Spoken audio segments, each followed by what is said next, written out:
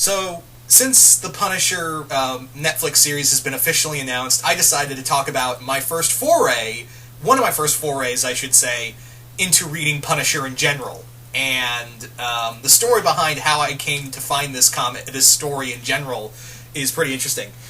This is actually the first time. This is a Punisher Max comic, and this was actually the first time I had read anything like a big story arc involving the Punisher. Yeah, I had comics before with Punisher in them, but I never had like a straight up Punisher comic. I have that now. I have several Punisher comics now, but I never really had a Punisher comic that before then I had that I could say, oh, this is this is a story all about the Punisher, and of course it's the Punisher Max comic.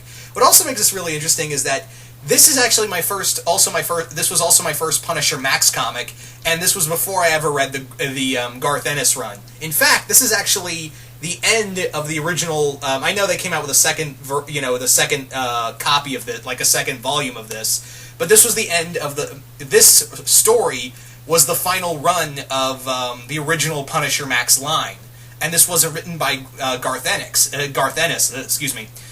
This was written by Greg Hurwitz, who's actually, before this, he was a crime novelist, as well as later on he would go on to do Batman the Dark Knight, as well as a fantastic Penguin miniseries called Penguin Pain and Prejudice, which is spectacular. But this, I think, was, if I'm correct, this was his first foray into comics.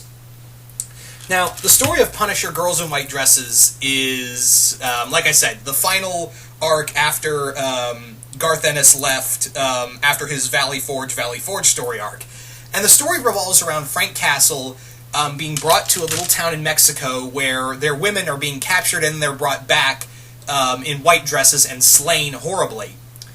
And rather than, since they can't find the Magnificent Seven to help them, a group of them ask Frank to come to their aid. And Frank, at this point, he is just done. He is fucking done with everything at this point. And after he finally comes around and goes to the little town in Mexico and slowly discovers this huge plot. I wouldn't say huge, but it's a lot bigger than, the girls in white the whole story of the girls in white dresses on a whole. This is a very bloody comic. It's also a great detective story. We actually get to see Frank. If you're looking for like a guns blazing type comic, you're not going to like this because the guns blazing stuff doesn't really come in. This is more Frank Castle using his brain. This is Frank Castle being a detective and seeking out, answers. And Microchip isn't here to help him. So Frank's all by himself at this point. We do get... This is also...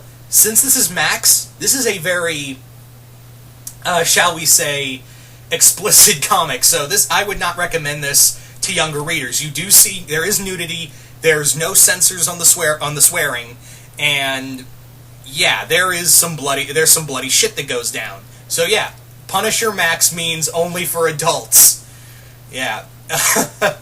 Doesn't help that I think I was about 12 when I found... I wasn't 12 when I got this comic. I got this at a convention for $5, and I think I was around 16 or 17 when I got this comic, which by then I was swearing and cussing and drinking, and yeah, I'm a real role model. Like I've said before, I'm not a role model, I'm an alcoholic. Ugh. Anyway, so getting back to the comic, this comic, the artwork by, the artwork in here is also very dirty and gritty. We see a very haggard, very old Frank Castle, and because remember, if you read, this also applied to the original Hellblazer comics. Frank in the original Punisher Max comics aged. He got old. He got older, and by this point in Girls in White Dresses, he's pretty old. Like I think if I remember right, he's like in his late 40s, early 50s, somewhere in that round. So, you got that going. We have that going for you. Anyway, but like I said, this is a very down and dirty comic. This really does embrace that kind of. It almost feels like it's not just because of the place, but it felt a lot like Once Upon a Time in Mexico or Desperado. And in fact, I think if I remember right, Greg Hurwitz, when he talked about this comic, he got a lot of inspiration from the Robert Rodriguez film Desperado. which you can see that in some of the in the film in this comic. Some of the inspiration. I don't want to say where, but when you find it, you'll be like, I see where you're coming from. There's also a bit of humor in here revolving around a shark. Yeah, there's a shark in this comic, and there's some pretty goddamn funny stuff in here. Again, I don't want to spoil it, but it's pretty funny. We also have the return of a certain Punisher villain, which you guys can probably guess who that is in this comic book, and him and Frank finally, let's just say him and Frank finally finish their rivalry in the Max continuity. But yeah, this is a very bloody comic, as well as it's a great slow burn kind of story. It feels like a true Punisher story, like a down and dirty kind of Punisher story, and the kind of story you could see maybe in a later season of the Netflix series itself, like Punisher Down in Mexico. Because here's the thing, in the Netflix, this is something I forgot to talk about in my talk about the series announcement.